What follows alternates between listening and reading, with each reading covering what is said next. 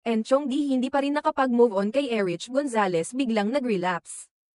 Noong Sabado 12 ng Abril taong 2025.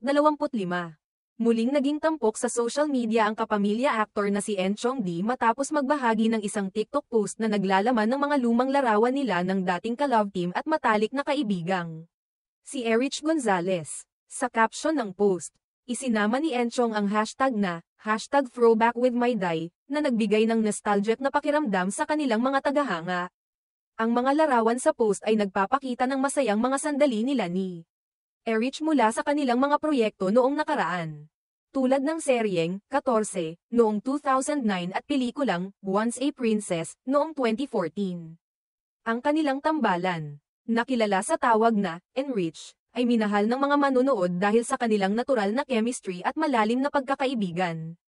Ang background music na ginamit ni Enchong sa kanyang post ay ang kantang Multo ng Filipino band na Cup of Joe.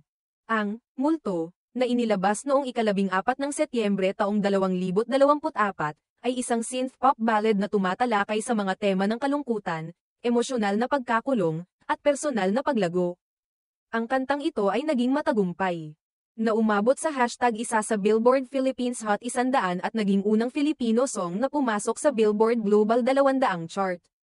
Ang paggamit ni Enchong ng kantang Multo bilang background music ay nagbigay ng mas malalim na kahulugan sa kanyang post, na tila nagpapakita ng kanyang damdamin ng nostalgia at pagmamahal sa kanilang mga alaala ni Erich.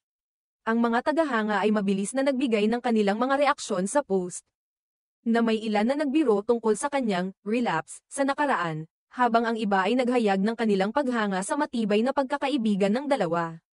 Sa isang nakaraang panayam, inilarawan ni Enchong ang kanilang relasyon ni Erich bilang higit pa sa isang pagkakaibigan. Ayon sa kanya, parang kulang na lang ikasal kami, na nagpapakita ng lalim ng kanilang samahan. Si Erich, sa kanyang mensahe kay Enchong, ay nagpasalamat sa lahat ng maliliit at malalaking bagay na ginawa sa kanya ng aktor.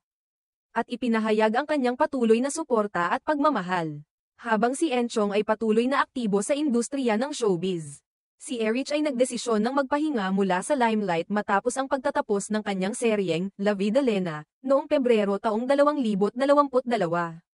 Gayunpaman, paminsan-minsan ay nagbabahagi siya ng mga larawan sa kanyang Instagram at nakikita sa ilang mga okasyon.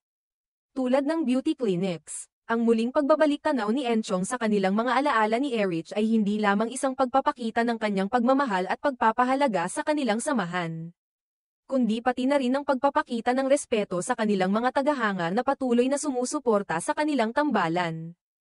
Ang kanilang kwento ay nagsisilbing paalala na ang tunay na pagkakaibigan ay hindi nasusukat sa tagal ng panahon, kundi sa lalim ng ugnayan at sa mga alaala na nabuo sa bawat sandali.